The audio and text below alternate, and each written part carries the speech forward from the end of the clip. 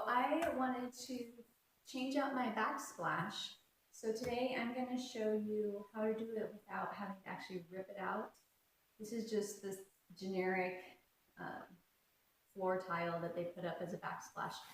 So I eventually want to put in some real tile, but in the meantime, I came across a product called Smart Tiles. They sell this either online at smarttiles.com or at Home Depot or Wayfair. I think I found the best price that I found for this particular style was at Home Depot. So I just purchased it online. I got free shipping. That was awesome. But it's a peel and stick tile that kind of has a gel texture. I have one that's open. It's just like a sticker, so then it just has a backing that peels off, and this would stick directly onto the surface. So what I'm going to show you today is the prep, because looking online it's just like peel, stick, works great on glass and smooth surface, and I'm like, well, great, what if you have grout lines and stuff? So I'm coming up with the process of how to do this and have it look as successful as possible. So it's really easy to mark the back and cut, and I'll show you how to do all that. So we're going to learn how to do the prep on the surface, how to, get rid of the grout lines, because otherwise, I can show you with this. If you put it on, there we go. Just over, this, and you push in, you can see like an indentation of the grout line. So that's not, the ideal. That's not really what we want. That's what we're going for. And it's great because beforehand I ordered a sample so I could see like the texture and the color and hold it up and say, oh, does that look good or not? So anyway, but yeah, so we'll do the prep of how to prepare the surface, how to, hide the grout lines, and then also how to put the tile on, and then how to cut around like outlets and other things like that. All right. And then you'll get to see the before and then the after. All right, so stay tuned. Here we go.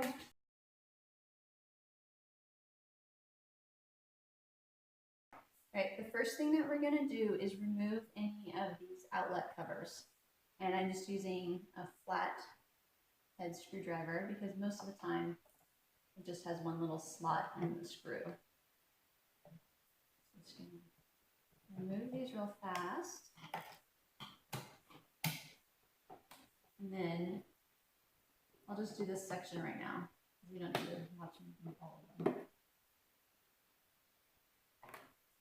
Okay.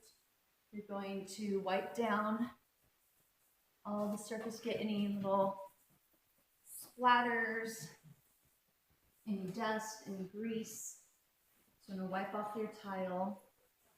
And not only wiping off this tile,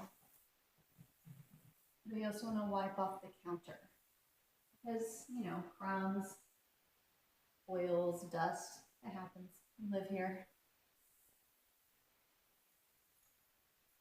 Okay, so,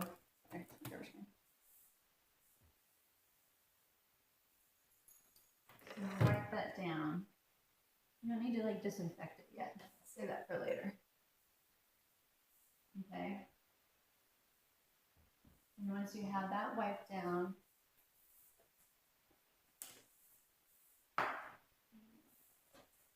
just going to dry it real fast since I'm kind of going faster pace. Okay. You want to take some painter's tape, and I always just take any painter. It doesn't have to be this brand. I always just take whatever painter's tape I have and I store it in the same container. So I've had this container for like 6 years. Because then it keeps any dust and debris off of the edge of the tape. A little tip for you. Okay. So then we're just going to take the masking tape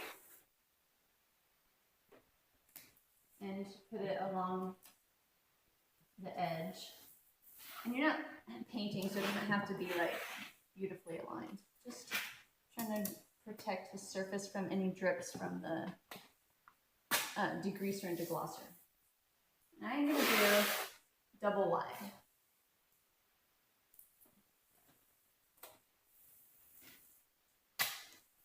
Okay, and then what I'll do later when I'm using the degreasing deglassor, I'll just have this towel on so any drips will be soaked up by this. And before, what I did is I did a section and I tried it all out. I had taped all along the edge of the paint and the cabinets and everywhere. And then I found it mostly drips down. So it was kind of a waste of tape. So I just think getting your countertop surface really protected is really all that you really need to do. Just don't be like wild and crazy, abstract Jackson Pollock style with your scrubbing, and you should be fine. All right, I'm gonna finish prepping all this, and once I'm done, we'll go to the next step. Okay, so I got all my tape down to protect the granite countertops, and I just did a double wide, it's probably like 1.5 inches wide tape, and I just did a double layer, so it's twice as wide. I also ended up taping just the edge where the cabinet finish touches the tile, and also for the stainless steel, because just in case any of this degreaser and deglosser get on it, I don't want to ruin the finish. So now what we're gonna do is get your liquid sandpaper. It's no mess, degreaser and deglosser, and that's just gonna knock down, it's gonna take any grease, first of all, off of your tile or whatever surface. And then it also will give it a little bit of a tooth so that the stickers will adhere really well. So to do that, I need to make sure that I have some protective gloves. And then I'm gonna apply it with just the green scratchy like Scotch-Brite pad, and then a clean towel to wipe it off. I don't know if you need to shake it, but I feel like you do. Yeah, shake well. It does say to wear goggles. Okay, wear goggles. I'm not thinking, I just don't want any chemical splashes, but I'm not expecting to be crazy. Get that out of the way.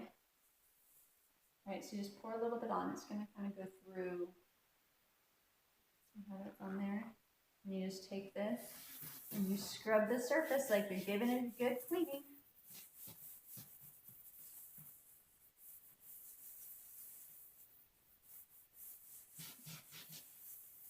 And a little bit can go a long way. Now, after you scrub it and you use the cloth, if you come away with like a bunch of junk on your towel and you're like, oh wow, you may want to go over it more than once, just depending on how dirty your surface is. See, that's why I have that towel there, caught the little drip.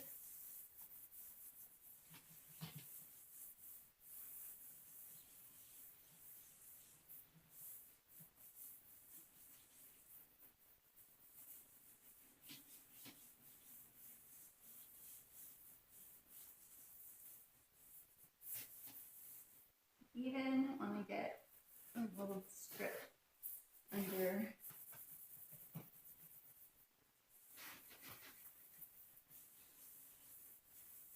Okay, so it's had a moment to work.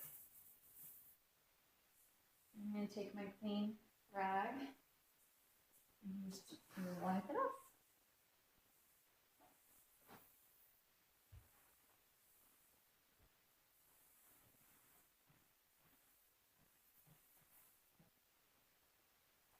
You may need to fold it over to get to a new spot. It's dry and clean.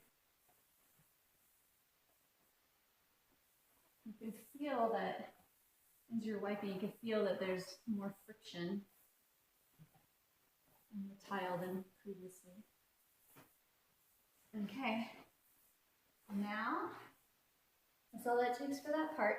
So I'm just going to go around with this entire backsplash and do the same process again.